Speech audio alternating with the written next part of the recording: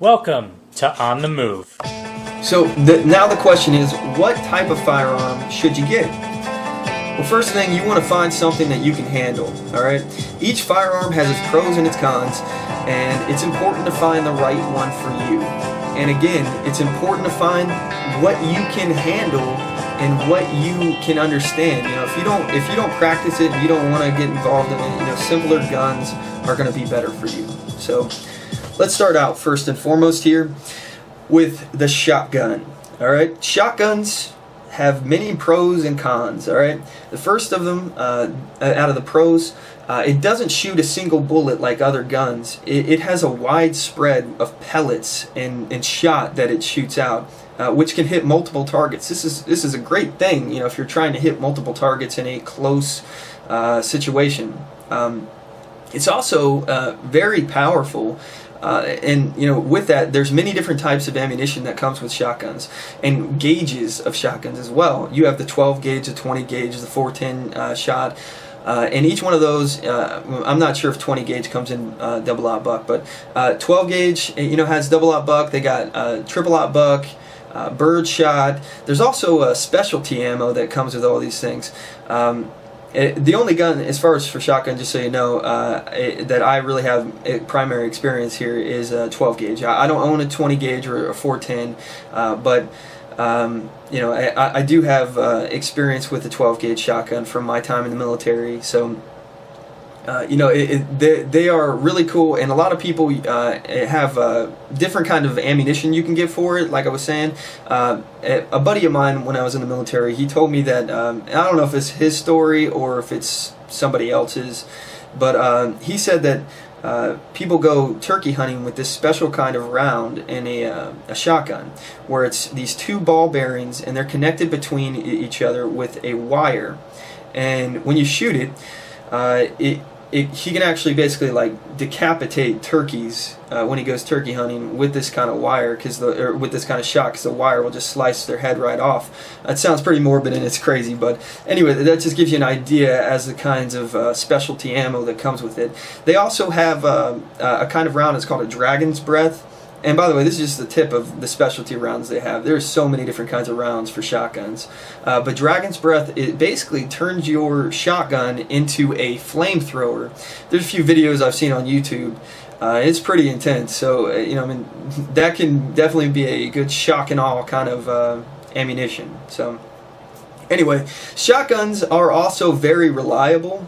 They're easy to use, and because of that relative ease of using and aiming, because of the spread, like I was talking about before, you don't really have to aim as hard as you would and have as much skill as you would to shoot like a rifle or something. You don't have to be as accurate, and because of this, it allows you to fire from the hip if you needed to. Now, I probably just angered all the shotgun shooters out there. I apologize. I'm not trying to say that you can't shoot or that you're not good at shooting.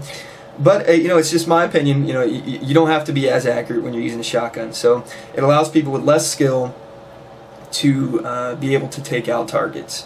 It's a really great weapon for close quarters, which makes it good for home defense. You can actually create what they call a fatal funnel, and basically if you're pointing this at the doorway of your house or of your bedroom or something, if you are pointing it at the doorway, you're going to hit whoever comes through. Nobody's coming through that doorway as long as you got ammo, unless they got some kind of like special weapons and tactics or something, like they're coming in with some flashbangs or something. But it's a really useful weapon for that. Another great aspect of it is that you can use this gun to take out birds while they're in the air with bird shot. It's a wide spread of small little BB-like pellets, and then you can also use this to get other game, like small game and big game. I'm pretty sure you can actually take out a elk with even just a double aught buck. I don't have a whole bunch of hunting experience, so this is just my guess. But seeing the stuff that I've seen double aught buck destroy, I can't imagine a elk would stand a chance to that, or any big game animal for that matter. Maybe, there's probably some out there that they wouldn't be able to handle, but I can't imagine it not being able to take out an elk. Anyway, I probably just showed my inexperience when it comes to hunting, but I want to learn. Don't judge me, please. I'm trying to get into hunting myself, so that's another part of preparedness. So keep that in mind. Also, shotguns are very inexpensive in terms of firearms. They are, I've seen them as low as like $200. Well, actually, I've seen them as low as $100. I saw one actually. Now that I think about it, in a pawn shop is a single shot breech loader, 410, and I think it was going for like $65. So, I mean, you can find a shotgun really cheap, and if you're a prepper on on a budget, this could be a really beneficial item for you. So keep that in mind. Anything is better than nothing, so it's important to have some form of protection. Even if it is a single shot shotgun, it's still better than nothing.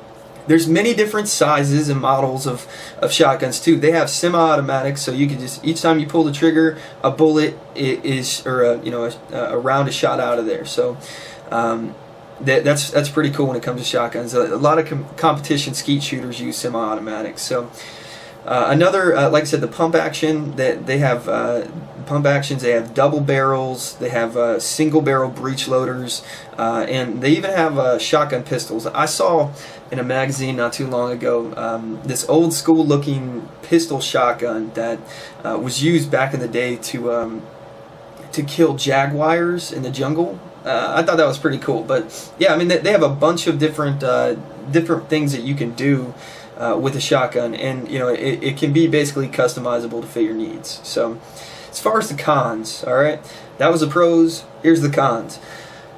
It's not a single bullet, like I said. It has a wide spread, and it can hit multiple targets. So if you're trying to shoot somebody and that person is relatively close to a person that you don't want to shoot, you have a potential of hitting a target that you didn't intend on. So that's a real big problem. Each firearm has their own specific things that they're good for, and that's just not one that the shotgun is good for.